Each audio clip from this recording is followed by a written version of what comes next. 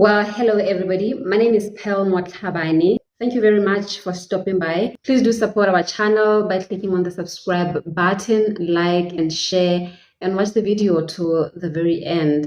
So let's talk about this Dominic Mjiako, accused number two's lawyer. There's been so much airplay around Mjiako, but it seems like the man was never officially hired, according to accused number two. He was never hired by anyone, not by accused number two, not by his family, even though at some point Mjiako did mention that he was brought in by his sister, but was never able to show the accused which sister he was talking about or who that sister was. So yeah, it's like a man who just came out of nowhere. According to accused number two, he didn't know him. He didn't know why he was there or how he came to be there in the first place. That's the picture that accused number two has painted so far about Mjiako. He doesn't know where he came from. He didn't even know him when he first met him. It was a man that just came and sat in on the proceedings. He didn't know who paid him. He didn't know who brought him. It's like a mystery. It's very interesting. Like, why hasn't Baloyi brought him in? If Mjiako is indeed a lawyer, they probably know him. One of them will know him. Maybe Baloyi will know him if he is indeed a lawyer. I mean, it's very hard to work with somebody within the same industry and never hear of him. So why hasn't Baloyi brought him? Does he perhaps think he will ruin his case? At this point, he's seeming like a very mysterious man who came out of nowhere to represent accused number two and then disappeared again without even so much as to ask for his payments. It sounds very, very scammerish. The court documents have shown on several occasions that he indeed represented the accused, even though the accused himself was saying, I don't know him. I didn't hire him. I didn't know why he was there. I didn't know who brought him there, but he was there.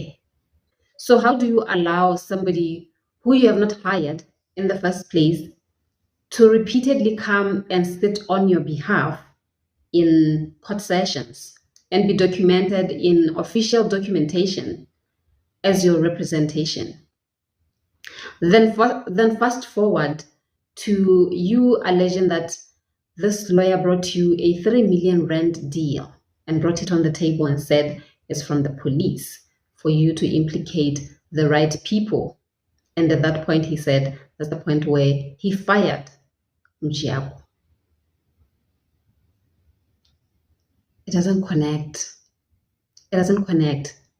And this is a deal that Geninda came and strongly denied. He said his unit does not even have a budget for such a payout. So where did the deal come from? Was somebody trying to trick the accused into confessing or to lying about somebody?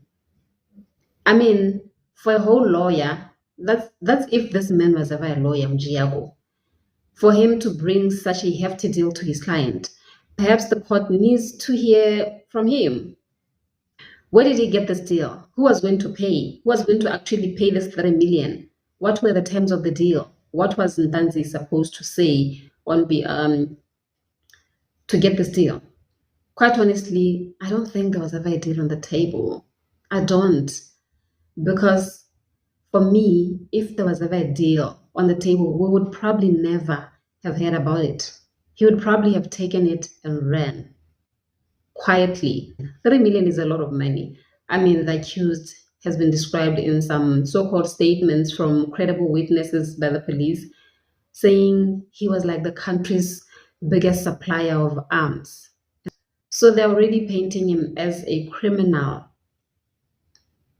If he's already been painted as a criminal, I don't see him letting go of a 3 million deal. So he probably would have negotiated, but he would have taken it. So back to Mjiako, how did he feature? How did he feature in all of this? Did the police pay him? Apparently, the man was a police officer just before he left to become this lawyer. And for him to look like he just came out of nowhere, hired himself and represented accused number two, get himself fired by the person who didn't actually hire him. Then he swiftly disappeared again without ever getting paid. It sounds like a scam. Maybe the lawyer was never a lawyer. Maybe he was not yet done with his LLB. He was probably still a student trying to throw in like a little bit of experience for his articles. It seems like a loose end. It seems like a loose end, especially for the trial within a trial, where they're trying to figure out the authenticity of these statements that are seemingly looking like these two accused were confessing. And this is a lawyer that was sitting in on proceedings. Isn't he one of the best people to actually come in and say, yes, I was sitting in, I'm a board certified lawyer. This man's rights were read back to him. When he was signing on the statement, he knew what he was signing off on. Yes, I was hired by so and so. These are my hourly rates or whatever, or this is whoever paid me. At this point, yes, we did have a deal that we were trying to bring to the client, but the client was not happy with the deal. I think they brought in so many witnesses that probably did not even add value to either one of the cases, whether it's on the defense's case or the prosecutor's case.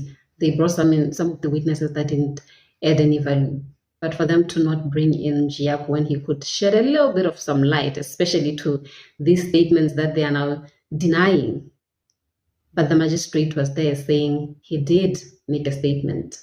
She even made a little bit of an illegal recording there of, we don't know what she was trying to protect herself from. But the sitting happened. Now the accused is sitting here saying he didn't even know when he was initialing or when he was signing off on the statement that he was signing the statement. He thought he was signing off on his request for a call or whatever, toiletries, I don't know. But he didn't think he was signing off on the statement. So Njiyaku can add a little bit of some value. He needs to come and talk who was going to pay the 3 million. Anyway, as always, let me hear from you guys. I know you probably have a lot of theories, or you know a lot more than I do. Enlighten me, please, about this mysterious ghost of a man. I'll see you again very soon. If you haven't subscribed, please do subscribe. Click on the like button, leave your comments, and do share. I'll see you again very soon. Bye-bye.